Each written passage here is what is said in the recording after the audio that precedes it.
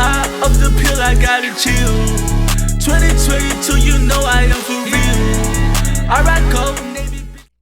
Yo, welcome on YouTube. It is your boy, the Alpha Prime, aka Durag Poppy. Yes, Durag is back, and it's on my head. Now, how are y'all doing, man? Real quick, bro, you know what I'm saying? I'm doing good if you ask me. Thank you. So, as you can tell by the title of the video, I am going to be doing my first ever review, like official review. And I'm just gonna do, you know, what I feel like makes sense, obviously, because I don't know what like an official review looks like, but whatever. Anyways, so today's subject is Black Panther: Wakanda Forever, right? Let me spit out this gum. All right, so okay. It's been 2 weeks now, and I'm sure, you know, most people have watched Black Panther Wakanda Forever, but if not, spoilers ahead. You have been warned. Once again, spoilers ahead. You have been warned. With that being said, bro, so I'm just gonna get right into it right now. Obviously, you know, I don't know exactly how to start, but I'll just try. Now, with that being said, what I thought of the movie. I'm first of all gonna give the movie, well, I guess with these things, you say what you feel about the movie, what could have been done better, and then you give your rating. Anyways, okay, so for this movie, what I liked, right? I really liked how the director, Ryan Coogler, shout out to Ryan Coogler. I loved how he was able to rewrite this script, because I learned, right, from I don't remember who it was I watched, but I watched some blog YouTuber that basically got the coverage on, you know, what happened with Ryan Coogler, because what Ryan Coogler actually says that he last time he spoke to Chadwick Boseman, R.I.P. Chadwick Boseman, but last time he spoke to Chadwick, bro, he had actually completed the first script for like Wakanda Forever. Unfortunately, after that, Chadwick had passed away. Literally shortly after he had spoken to him. That's according to Ryan Coogler, right? So don't quote me on that, but that's literally what I remember him saying. With that being said, what now I can say is that he did a fantastic job rewriting it, and we will never know what he had planned first. But you know, it was just a really good movie. Now, before diving into more details, I would definitely say if you did watch the first movie and you liked it, I would definitely recommend watching the second one, right? Okay, cool. Now let's get out of the way. So with the movie, in this movie we find Shuri, who is basically, you know, just showing major signs of being a perfectionist, right? Because what had happened was they needed the okay, so in the beginning, right, obviously we know that because of Chadwick was sick, they now try to emulate that into the movie. Obviously they weren't gonna say what the sickness was in the film, because, you know, that would just be connecting it too much to the real life, but he was sick just like how it was in real life, basically. And with that, Shuri tries to create the purple heart-shaped herb. Yeah, heart-shaped herb. Yeah. So she tries to recreate that because, as you remember in part one, motherfucking what's his name? The guy that Michael B. Jordan played, Killmonger, burned all of them to make sure there was no other Black Panther except himself, because he didn't think he was gonna die, right? So he also just wanted to make sure, right? Now the issue was Shuri was trying to recreate that herb just so that she could give it to her brother, because, you know, at that point that was the only thing that could really help him, you know. There was nothing else they could do. They had tried everything else, and so it was very sad, right? So the intro, honestly, the intro and damn near the whole movie was a big mourning ceremony for T'Challa, aka Chadwick Boseman, bro. Both of them, to be honest with you. So yeah, moving forward from that, the world then learns about T'Challa's passing, and obviously because they had to share it, and also T'Challa had, you know, he had decided to like kind of make Wakanda more available to the rest of the world, just so that they wouldn't be too secluded, you know. Just he just wanted to be a little bit more progressive, okay? And from what I can remember, and also I should not be telling you the whole movie, I apologize, I know I'm rambling a lot, but I'm just trying to get to the point. So, but with that being said, so it was a lot of mourning in the beginning. I forget I think Ramonda was her name, right? Angela Bassett's character was Queen Ramonda, and she was also like in a very mournful state. She was really pissed. She was really heartbroken. So was Shuri, right? Now, with Shuri, what we have is somebody who felt like she was a failure. You know, she couldn't save her brother, and she was super fucking intelligent, and she believed that was possible. Now, mind you, Shuri was not exactly the most... She really wasn't the most traditional person, right? She honestly felt like all their traditions and all, like even their boss basically was all, you know, some mysterious, some superstitious, some superstitious BS basically is what she thought. So she's basically an atheist for, you know, towards their god Bast, right? That's how I interpreted it, honestly. And with that being said, moving forward, you know, she's trying to just move forward, like even with her mom. Okay, next thing you know, her mom and her are like taking out, like they just went on like a walk to just chill and try and like, you know, talk about the good times with T'Challa. And you know, honestly, excuse me y'all, I apologize, this is my first time doing this, so but just work with me, right? Without going off too much into the story and without rambling too much, right? I would say that the point I'm trying to get at is, so that's what's happening with Shuri and Ramonda, right? They're grieving and they're kind of pissed that, you know, T'Challa, this great man, fucking died and they couldn't do anything to help him. Cool. Let's go over now to Namor, right? King Namor. I will definitely say, like I mentioned earlier, Ryan Coogler did a great job rewriting it, because in the comics, Namor is the son of, I think, an American woman and a man from Atlantis, right? Or an Atlantean. He's not really a man, he's an Atlantean. But in this, it's kind of the same thing, except his mom is, so this was very different, right? What I found so interesting was the fact that this time, his dad had actually died, I think, but his dad and his mom were actually from Mayan heritage, right? So they had died. However, it had turned out that just like how the purple shaped herb gives the Black Panther its powers, Namor's people had their own version that kind of gave them, you know, gills and basically gave them the ability to be aquatic, essentially, right? Very, very interesting.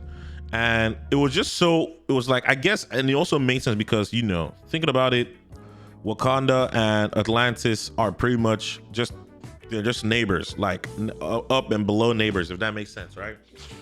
Wakanda is obviously on the land, and Atlantis is obviously in the bottom of this ocean or whatever. So it would make sense why there was this thing. Why there was traces of what's that thing, vibranium, right? Because obviously the plant-shaped herb and also the thing that turned Namor's people into like Atlanteans, it was all stemmed from vibranium, right? Very, very interesting, just because it's like I never would have pictured like they would have that type of bond, essentially. But at the same time, it's also different because unlike the purple-shaped herb that only works for royalty, this particular herb for the Atlanteans affected a certain generation, right? And then afterwards, it now obviously made Namor the first mutant. He also confirmed that he was the first mutant just because, obviously, you know, he's old as fuck. He really is. Like I said, he's from the Mayan world, right? So in that time, obviously, there was the Spanish conquistadors. They showed that shit too. That was very important. I will say though, what kind of did like, you know, made me raise an eyebrow was thinking like, I know Namor was like, he doesn't want to fuck with the he doesn't want to fuck with the surface world, but low key, bro, during that time, you feel me, with all those conquistadors and all that conquering and shit, there was, you know what I'm saying, the trade. You know what I mean by the trade was going on. And so that means this man didn't do shit during that time. He ain't do shit. But who knows? I don't know. Obviously, I don't know how Ryan Coogler would have translated it, but that's just where my mind went to. With that being said, now, moving forward, okay? Namor tries to broker peace between Wakanda and Atlantis, because the surface world, you know, where all the CIA and whatnot, they try to harvest vibranium from the bottom of the ocean, which is Namor's territory, right? And honestly, that doesn't go well for a good reason, because Namor doesn't fuck with anybody trying to fuck with them, okay? And they try to fuck with them indirectly. They didn't know they're gonna be messing with Namor. They had no idea. But Namor, you know, he wanted to broker peace between both because, you know, they're like unconquered civilizations, and they also just have that similarity with being a nation that, you know, was built based on the back of, like, no, just built based on how much vibranium they had. Vibranium is honestly like their go-to source of, you know, resources. That's all they ever needed. Now things go awry. I think awry, is that how it's pronounced? Awry or Ori. Things go out of whack basically because they wanted to kidnap, or rather, Namor wanted to kill Riri Williams, who's Ironheart, by the way. Wanted to kill Riri Williams because she was so smart, and she unfortunately didn't know that she provided the CIA with such technology that would have, you know, really hindered, or in a way really messed with Namor's people.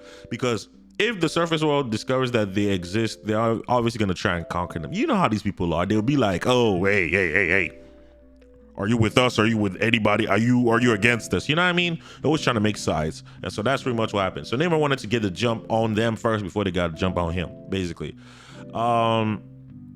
Now, obviously, things are going according to plan because of the fact that Shuri's not with that. She's not trying to get that girl killed because she thinks that girl is brilliant. And she also doesn't want the CIA to have her either, because the CIA, well, it's the CIA, bro. They're gonna do whatever they want to fucking do, which is also some selfish, heinous shit too. So, but with that being said, obviously, things get a little bit conflicted, right? Namor attacks Wakanda. Wakanda tries to defend themselves. They're overpowered easily. We lose Queen Ramonda because she tried to save Riri Williams. This pisses off Shuri. Shuri now finds a way to develop the heart-shaped herb with technology. She 3D printed that motherfucker, and it worked. Really fascinating shit, you know? So it worked. And at this point in time, I can't remember her name, but Lupita's role, right? Lupita, y'all know Lupita. Lupita's character comes back into the fray to help out because, you know, at one point in time, Shuri gets kidnapped. You know what I'm saying? It's a really long movie, bro. I'm trying not to like give too much, just in case anybody else has not watched it sees this. And what I'm just trying to now get at is, so you have to understand that Shuri's upset that she lost her brother. You know what I was saying? She lost her brother, and then now she loses her mom too. And at this point, she just feels very helpless and powerless. So she does, you know, the traditional thing and tries to do the heart-shaped herb thingy. And, you know, whenever you do that thing, that you're good to the world of the Black Panthers, you would think you're going to see your family and whatnot. Like, you know, you see T'Challa and you would see grandfather, or your father, rather, her father, whatever. You know, all the past Black Panthers. Mind you, and this was a very lovely twist. I also wondered how they were going to do this because obviously we lost T'Challa and he didn't even do any type of scenes for this role at all. So it would make sense that we wouldn't be able to see him. Now, what happens is, we see motherfucking Killmonger, which makes sense because Killmonger was kind of unorthodox with his approach of the whole Black Panther thing. Same thing as Shuri. She was unorthodox. She made the herbs, right, herself. She developed them in the lab. Plus, she was really pissed, right? So instead of her seeing the Black Panthers that she thought she was gonna see, she saw Killmonger. Now, obviously, the process worked. She got her powers. We all know she becomes Black Panther, just like how it does in comics, right? But because she's so pissed, right? You know, she goes to fight Namor. Now, mind you, it's a big brawl. Big brawl, bro. They fighting the Atlanteans. They find Namor. Her and Namor have a big fucking fight session.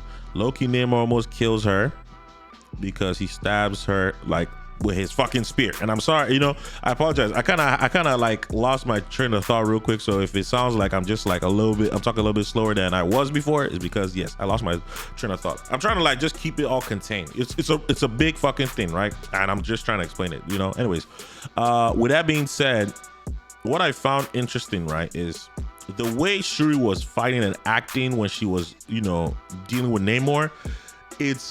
it's the way T'Challa did in the comics, right? Like it's a very intense beef. Like very intense beef is what they had, right?